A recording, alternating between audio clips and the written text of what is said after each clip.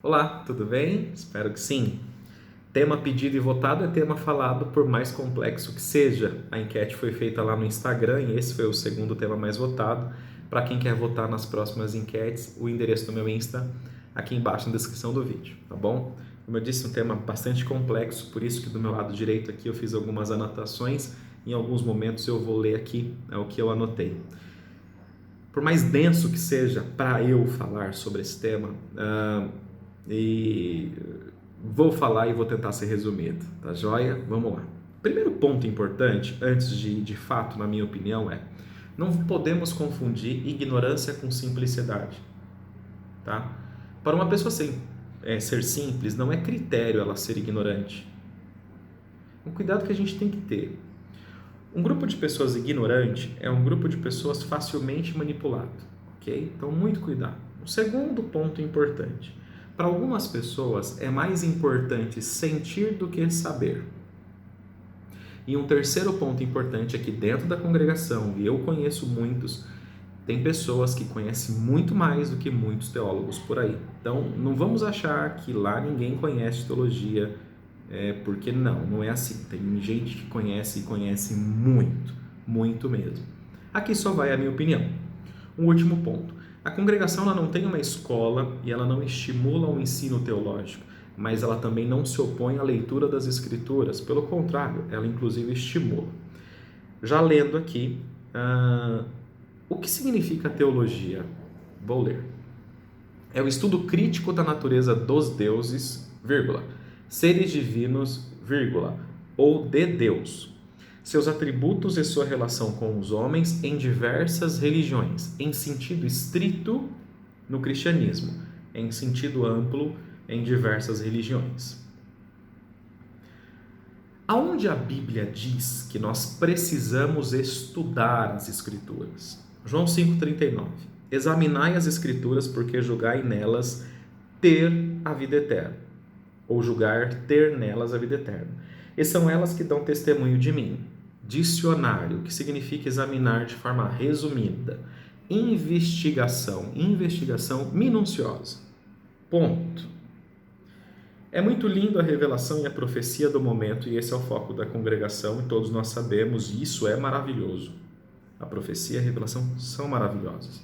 Mas é importante termos uma fé racional, porque existe pessoas que seguem sem saber ou porque estão seguindo, pessoas que seguem sem saber e pessoas que seguem sabendo porque estão seguindo. O que eu estou fazendo aqui? O porquê? E para tudo isso, sim, por mais impressionante que seja, existe resposta. Examinar as escrituras dá canseira, é difícil. É prazeroso, mas é difícil e dá muito trabalho. Eu vou ler um outro ponto aqui, antes de continuar. Paulo falando, tá? Eu gosto muito desse versinho. Quando vieres, traze a capa que deixei em Troade, em casa de Carpo, e os livros, especialmente o pergaminho. Explicar o evangelho basta para você tocar uma alma. Basta. Mas para que a gente possa falar deles, nós precisamos conhecê-lo.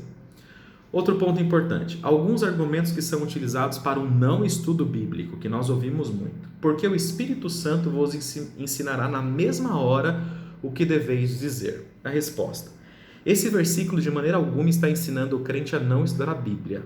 Gente, pelo amor de Deus.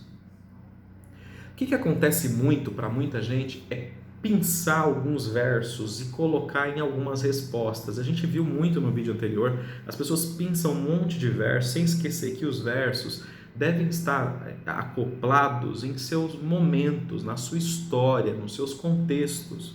Porque verso fora de contexto é pretexto para qualquer coisa. Bom, esse verso especificamente está dentro de um contexto em que Jesus incentiva os seus discípulos a confiar em Deus nas horas das tribulações. Eu acho que o pior de todos é esse, né? A letra mata, o espírito vivifica. Eu acho que eu não preciso explicar isso. Quando a gente está discutindo a Bíblia ou falando alguma coisa e alguém vem falar, ou falava mesmo, né, em outro momento, a letra mata, é o fim da picada, pessoal. Eu preciso explicar isso? Eu preciso explicar o que é esse verso? Comenta aqui, mas eu acho que não precisa. Bom, a Bíblia ela tem 40 escritores e apenas um autor, e de forma nenhuma ele é imatável, esse autor não ia matar a leitura bíblica. É um erro crasso e fundamental a gente não conhecer o que a gente está seguindo. A gente não saber a linha escatológica que a nossa igreja determina. A gente estava conversando esse final de semana com um grupo de pessoas que eu amo, muito próximas a mim, sobre Trindade, Pai, Filho e Espírito Santo. É uma pessoa em três essências? São três pessoas? O que é? Por que nunca ninguém me explicou? Por que eu utilizo o véu? Porque está escrito em Coríntios tal, que é o poder. Mas o porquê que Paulo disse isso a Coríntios? A mulher não pode pregar e não pode ensinar, mas o porquê Paulo disse isso a Timóteo?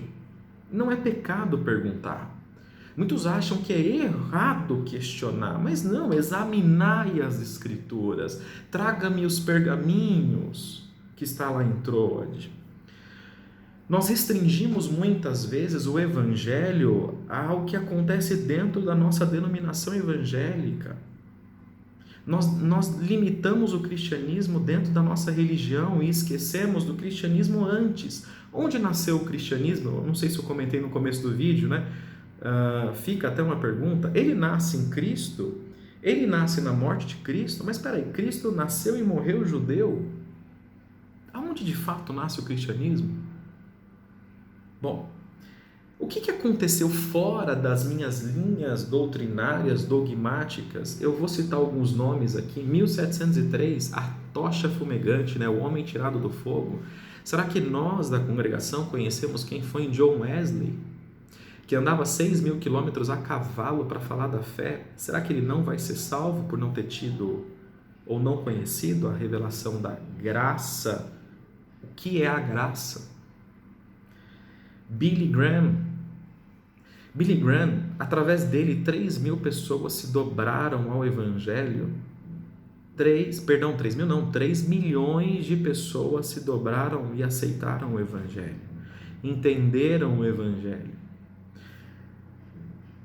A incrível confissão de Jimmy Swaggart. Eu acho que todo líder religioso, todo ancião, todo cooperador, todo pastor, todo presbítero deveria assistir. Está no YouTube, se vocês quiserem eu coloco o link aqui também.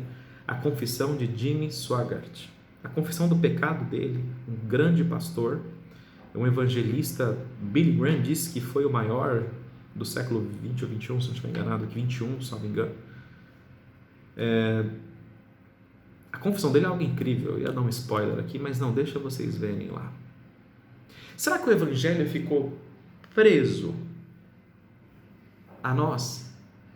Será que a salvação está presa a nós? Será que eu sigo sem saber o porquê estou seguindo? Será que eu faço sem fazer o porquê estou fazendo? Será porque eu falo porque disseram para eu falar e eu não sei o porquê? E se eu for questionado, eu vou ter que procurar subterfúgios de fé e de revelação para explicar, sendo que é possível ter uma explicação rápida, com base fundamental na Escritura e no nosso manual de conduta. Será que os 12 pontos de doutrina são suficientemente exclusivos, pontos que salvarão o mundo? Será que a teologia é pecado?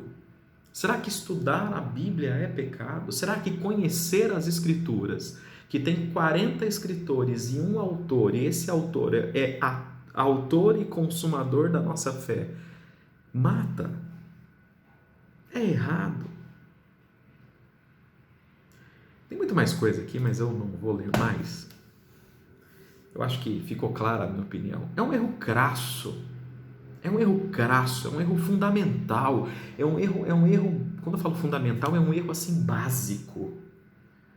Nós não termos profundidade no Evangelho, na teologia, nós não termos sido ensinados. Há uma geração, há uma mocidade que não vai querer só sentir, quererão saber, quererão conhecer com todo o direito.